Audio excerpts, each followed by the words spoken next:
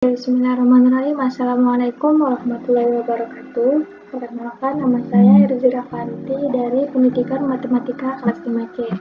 Pada video kali ini saya akan membahas mengenai subbab 2.1, yakni materi sifat aljabar bilangan real dan sifat urutannya dalam buku Introduction to Real Analysis edisi ketiga.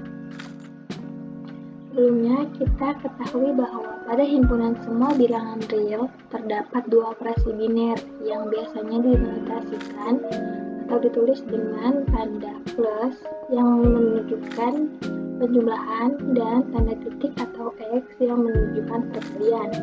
Nah, dengan dua operasi tersebut disusun beberapa aksioma penting. Nah, dari operasi biner penjumlahan dan perkalian tadi memenuhi sifat-sifat berikut. Yang pertama, A1, yakni A plus B sama dengan B plus A untuk semua A, B, anggota bilangan real. Sifat ini merupakan sifat komutatif penjumlahan. A2, yakni sifat asosiatif penjumlahan, yakni A plus B plus C sama dengan A plus B plus C untuk semua A, B, C, anggota bilangan real. A3, terdapat 0 anggota bilangan real sedemikian hingga 0 ditambah A sama dengan A dan A ditambah 0 sama dengan A untuk semua A anggota bilangan real. Sifat A3 ini dinamakan eksistensi elemen 0. A4, yakni untuk setiap A anggota bilangan real terdapat lawannya atau inversnya, yakni min A anggota bilangan real sedemikian hingga A plus min A sama dengan 0 dan min A plus A sama dengan 0. Nah, ini dinamakan dengan inverse penjumlahan. Selanjutnya, M1, yakni sifat komutatif perkalian, A dikali B sama dengan B dikali A untuk semua A, B anggota bilangan real. M2, sifat asosiatif perkalian, yakni A dikali B dikali C sama dengan A dikali B kali C untuk semua A, B, C anggota bilangan real. M3, terdapat satu anggota bilangan real yang berbeda dari 0. Satu ini berbeda dari 0, sedemikian hingga jika 1 dikali A sama dengan A dan A dikali 1 sama dengan A untuk semua A anggota bilangan real. Ini dinamakan eksistensi elemen unit 1. M4, yakni untuk setiap A anggota bilangan real dengan A tidak 0, maksudnya dengan A nilainya tidak 0, terdapat 1 per A anggota bilangan real sedemikian hingga jika A dikali 1 per A sama dengan 1 dan 1 per A dikali A sama dengan 1. Ini dinamakan eksistensi inverse perkalian. Yang terakhir yaitu sifat D atau distributif, yakni A dikali B tambah C sama dengan A kali B ditambah B kali C dan B plus C dikali A sama dengan B dikali A ditambah C kali A. Ini maksudnya A dikali B tambah C sama dengan A dikali B ditambah A dikali C.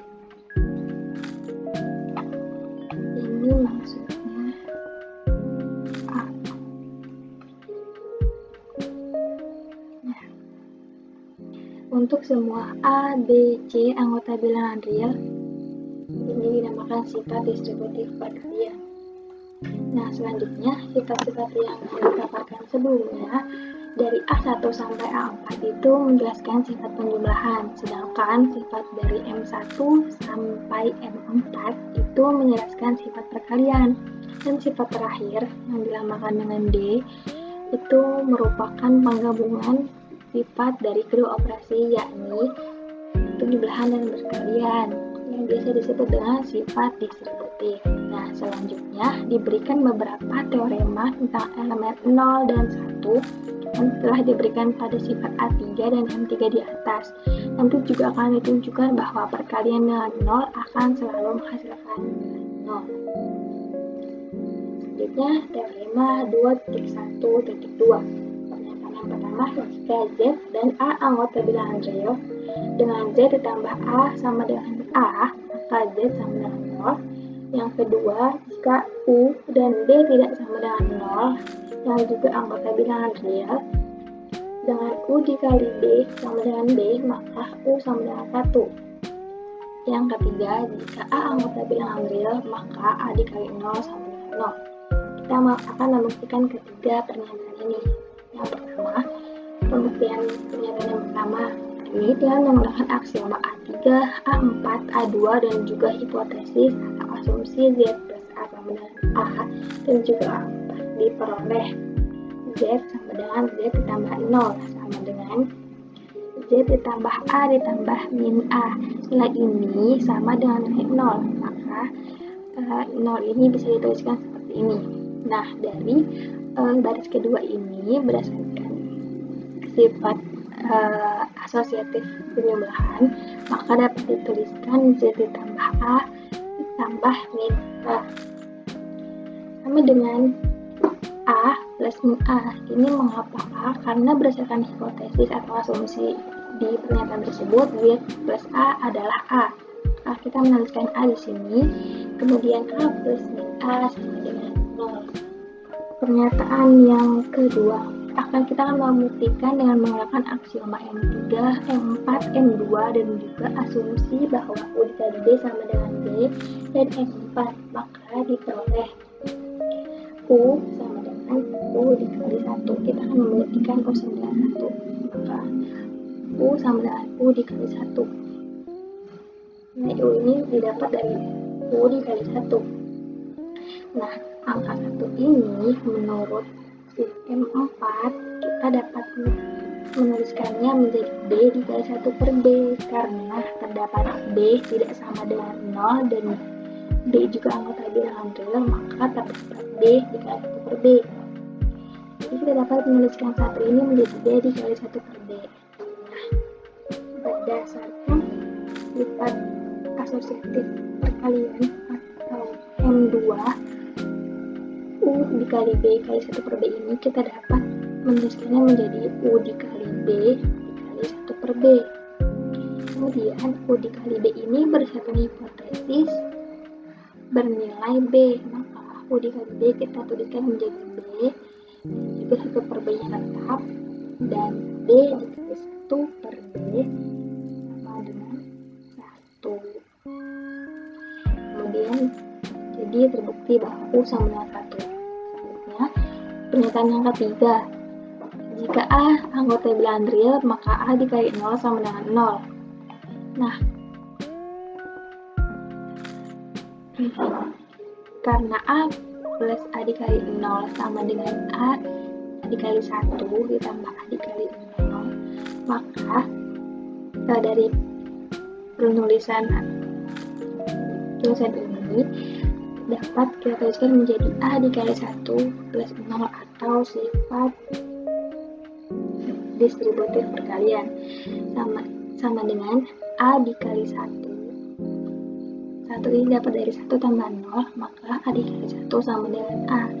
Jadi, A dikali 0 sama dengan 0 atau identitasnya. Dengan demikian, berapapun angka yang dikali dengan 0 akan menghasilkan angka 0 itu sendiri. Selanjutnya, teorema 2.1.3. Pernyataan yang pertama, jika A plus B sama dengan 0, maka B sama dengan A. Pernyataan yang kedua, jika A tidak sama dengan 0 dan B anggota bilangan real sedemikian hingga A dikali B sama dengan 1, maka nilai B sama dengan 1 per A. Pernyataan yang ketiga, jika A dikali B sama dengan 0, maka A sama dengan 0 atau B sama dengan 0. Bukti yang pertama, karena A ditambah B sama dengan 0, maka A plus B ini kita dapat menuliskannya menjadi begini, min A plus A plus B. Min A ini didapat dari sifat A4, dimana jika A anggota bilangan real terdapat inversnya atau kebalikannya yang dituliskan dengan min A. Min A plus B sama dengan min A plus 0. Karena di ruas kiri ditambah dengan min A, maka ruas kanan pun ditambah dengan min A. Nah, dari baris pertama kita dapat menuliskannya menjadi seperti yang ditunjukkan pada baris kedua. Ini menggunakan sifat asosiatif penjumlahan. Min A plus A ditambah B. kemudian min A plus 0 sama dengan min A, kemudian min A plus A sama dengan 0, min A plus A ini min A plus A sama dengan 0 dapat kita ketahui dari sifat A4 ditambah B, B-nya tetap sama dengan min A. Nah, 0 ditambah B sama dengan B sama dengan min A. Jadi terbukti bahwa A plus B sama dengan 0, maka B-nya sama dengan min A. Pernyataan yang kedua, karena kita akan membuktikan bahwa jika A dikali B sama dengan 1, maka B sama dengan 1 per A. Nah, karena A dikali B sama dengan 1, maka A kali B ini kita dapat menuliskannya menjadi 1 per A dikali B, di mana 1 per A ini berasal dari sifat M4 yang didapat dari jika A tidak sama dengan 0 dan A anggota bilangan real, maka terdapat 1 per A yang jika dikalikan dengan A maka hasilnya A itu sendiri. Makanya kita dapat menulisnya menjadi 1 per A dikali B. Nah, karena luas kiri dikali dengan 1 per A, maka luas kanan pun dikali dengan 1 per A, jadi 1 per A dikali 1. Nah, pada baris kedua kita menggunakan sifat asosiatif perkalian yang ditunjukkan dengan sifat M2, maka 1 per A dikali A dikali B sama dengan 1 per A. 1 per A ini dapat dari 1 per A kali 1, maka hasilnya 1 per A. Nah, menuliskan sifat M4 tadi, 1 per A dikali A itu hasilnya sedang sama dengan 1. Maka 1 dikali B, B-nya tetap dengan 1 per A. Nah, dan B dikali 1 hasilnya B. Jadi terbukti bahwa jika A dikali B sama dengan 1, maka nilai B adalah 1 per A. Pernyataan yang ketiga, diketahui A dikali B sama dengan 0, maka terdapat salah satu dari kedua nilai tersebut yang nilainya adalah 0. Jadi jika A-nya sama dengan 0, maka nilai B-nya angka yang lain. Jadi intinya jika A dikali B sama dengan 0, maka terdapat salah satu dari dua konstanta ini yang bernilai 0 sehingga hasilnya sama dengan 0. Kemudiannya A dikali B sama dengan 0. Sama dengan kita dapat menuliskannya seperti yang pernyataan yang kedua tadi, karena A-nya tidak 0, A-nya tidak 0, dan dia anggota bilangan real, maka terdapat 1 per A dikali A dengan A itu sendiri. Makanya kita dapat menuliskannya 1 per A dikali A dikali B sama dengan 1 per A dikali 0. Nah, ini 1 per A didapat karena ruas kiri dikali dengan 1 per A, maka ruas kanan pun dikali dengan 1 per A. Pada baris kedua, kita menggunakan sifat asosiatif perkalian, maka dapat ditulis dengan 1 per A dikali A dikali B sama dengan 0. Kemudian nilai 1 per A dikali A ini berdasarkan sifat keempat adalah 1. 1 dikali B sama dengan 0, maka B sama dengan nilainya 0. Nah, dengan cara yang sama pula, kedua ruas dikalikan dengan 1 per B, maka diperoleh A sama dengan 0. Nah, demikian terbukti. Nah, untuk pernyataan C ini kita hipotesisnya atau asumsinya adalah A-nya tidak sama dengan 0, makanya B-nya sama dengan 0. Kemudian jika kita akan membuktikan A-nya sama dengan 0, berarti B-nya tidak sama dengan 0, dan menggunakan sifat 4 didapat nilai 1 per B. Selanjutnya, kita akan membahas sifat-sifat urutan pada bilangan real. Nah, sifat urutan ini menjelaskan tentang kepositifan dan ketaksamaan di antara bilangan-bilangan real. Teorema yang pertama yakni 2.1.5. Ada subset kosong P anggota bilangan real yang disebut dengan himpunan bilangan-bilangan real positif tegas yang memenuhi sifat-sifat berikut. Sifat yang pertama atau sifat tertutup, ini maksudnya sifat tertutup penjumlahan, yakni jika A dan B anggota T, maka A ditambah B anggota ini salah penulisan, harusnya gini.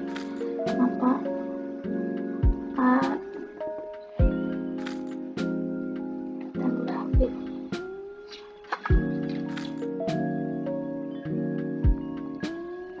A ditambah B itu juga anggota bilangan P ininya dihapus. Maaf, terdapat kesalahan. Nah, selanjutnya sifat yang kedua yakni sifat tertutup perkalian. Yakni jika A dan B anggota P, maka A dikali B juga anggota P. Yang ketiga, jika A anggota P, maka pasti memenuhi tepat satu kondisi berikut. Yang pertama, A anggota P, A-nya sama dengan 0 atau A-nya kebalikannya atau inversnya yakni min A anggota P. Sifat ketiga disebut dengan sifat trikotomi. Definisi 2.1.6. Jika A anggota P ditulis A lebih dari 0, artinya A adalah bilangan real positif karena A-nya lebih dari 0. Yang kedua, jika A anggota P bagian dari himpunan 0 ditulis A lebih dari sama dengan 0, artinya A adalah bilangan real non-negatif. Yang ketiga, jika min A anggota P ditulis A kurang dari 0, artinya A adalah bilangan real negatif karena angkanya kurang dari 0. Jika min A anggota P tapi juga bagian dari 0 ditulis A kurang dari sama dengan 0, artinya A adalah bilangan real non-positif. Definisi 2.1.7. Diberikan A, B anggota bilangan real. Yang pertama, jika A dikurang B anggota P, maka ditulis A lebih dari B atau B kurang dari A. Yang kedua, jika A dikurang B anggota P dan P ini bagian dari 0 atau dengan bagiannya adalah 0, maka ditulis A lebih dari B atau B kurang dari A. Artinya A-nya bisa lebih dari sama dengan B atau B-nya bisa kurang dari sama dengan A. Nah, sifat trikotomi di atas berakibat bahwa untuk A, B anggota bilangan real memenuhi tepat satu kondisi berikut. Kalau tidak A lebih dari B, maka A sama dengan B atau B kurang dari A. Jadi tepat memenuhi tiga kondisi berikut. Selanjutnya, jika A kurang dari sama dengan B dan B kurang dari sama dengan A, maka ia pasti bernilai sama, yakni A sama dengan B, karena A-nya kurang dari sama dengan B, tapi B juga kurang dari atau sama dengan A, maka nilainya sama. Jika A kurang dari B kurang dari C, maka artinya bahwa A-nya kurang dari B dan B-nya kurang dari C. Kemudian teorema 2.1.8. Diberikan sembarang A, B, C anggota bilangan real.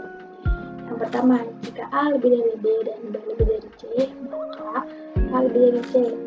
Yang kedua, jika A lebih dari B, maka A plus C lebih dari B plus C. Yang ketiga, jika A lebih dari B dan C lebih dari 0, maka C dikali A lebih dari C dikali B, lebih dari C dikali B. Yang keempat, jika A lebih dari B dan C kurang dari 0, maka C dikali A kurang dari C dikali B. Buktinya yakni yang pertama.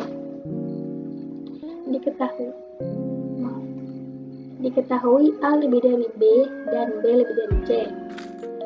Dengan A, B, dan C-nya anggota bilangan real. Nah, karena A-nya lebih dari B, maka A min B anggota P. Karena B jauh lebih dari C, maka B dikurangi C juga anggota P. Nah, menurut sifat urutan atau sifat tertutup penjumlahan yang sudah kita pakai sebelumnya, maka A plus B juga anggota P, sehingga A min B plus B min C anggota P Dari penulisan ini kita menggunakan sifat asosiatif, jadi dapat ditulis A min C plus min B plus D. Dengan min B plus D hasilnya adalah 0. Jadi A min C plus 0 juga anggota P, dan A min C. Karena A dikurangi C, maka A-nya pasti lebih dari C. Yang kedua, pernyataan yang kedua. Tadi kan kita akan membuktikan bahwa jika A lebih dari B, maka A plus C lebih dari B plus C. Nah, jika A min B anggota P dan C-nya juga anggota P, maka A plus C dikurangi B kurangi C sama dengan A min B. Karena A dikurangi B, kemudian ini C dikurangi C dikurangi C 0, maka yang tersisa adalah A dikurangi B anggota P. Sehingga dari pernyataan A min B ini diperoleh bahwa nilai A ditambah C pasti lebih besar dari B ditambah C. Yang ketiga, jika A dikurangi, pembuktiannya adalah jika A dikurangi B anggota P dan C-nya juga anggota P, maka C dikali A dikurangi CB sama dengan menggunakan pembuktian sifat distributif, yakni C dikali A min B juga anggota P. Akibatnya nilai C dikali A lebih besar dari CB untuk C-nya lebih dari 0 dengan catatan C-nya lebih dari 0, makanya CA lebih dari CB. Nah, pembuktian yang keempat sama seperti pembuktian yang ketiga. Nah, di lain pihak, jika C ini kurang dari 0, maka nilai C ini pastilah negatif, namun tetap juga anggota P, sehingga CB dikurangi CA dengan min C dikali A kali min B.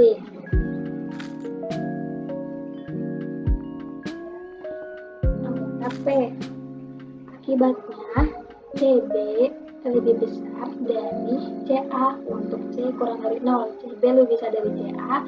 Ini sama penulisannya dengan CA kurang dari CB. Kemudian teorema 2.1.9, jika A anggota R sedemikian hingga A lebih dari sama dengan 0 kurang dari epsilon, untuk setiap epsilon lebih dari 0 maka A sama dengan 0. Pembuktiannya adalah andaikan A lebih dari 0, maka A per 2 lebih dari A juga lebih dari 0. Diambillah epsilon 0 sama dengan A per 2 dengan catatan E0 adalah bilangan real positif tegas, maka epsilon 0 ini lebih dari A juga lebih dari 0. Nah, ini kontradiksi dengan pernyataan bahwa nilai A lebih dari sama dengan 0 tetapi kurang dari E untuk setiap E-nya lebih dari 0. Jadi pengandaian salah, yang benar adalah A-nya harus sama dengan 0, bukan lebih dari epsilon 0 atau lebih dari 0. Nah, perkalian antara dua bilangan positif hasilnya adalah positif, akan tetapi hasil perkalian yang positif belum tentu setiap faktornya positif. Jadi, teorema ini terbukti.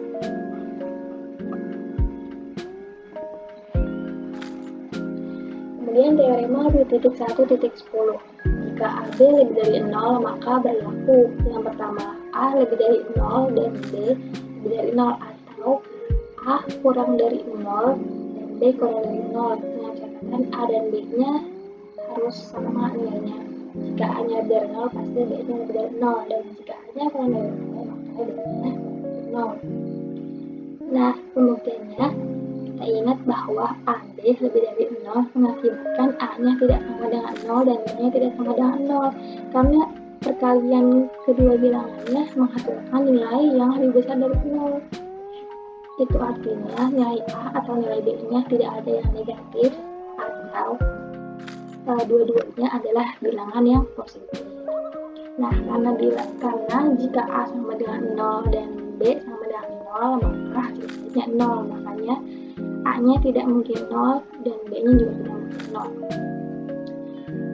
Kemudian, dari sifat dikotomi, A lebih dari 0 atau A kurang dari 0, bila A-nya lebih dari 0, maka terdapat 1 per A lebih dari 0 menurut 2.1.8 poin D, dan karenanya B sama dengan 1 dikali B sama dengan 1 per A dikali A dikali B. 1 per A dikali A ini didapat dari sifat M4. Dengan A-nya tidak sama dengan 0, maka terdapat 1 per A dikali A. Kemudian hasilnya sama dengan 1 per A dikali 1 per A dikali AB.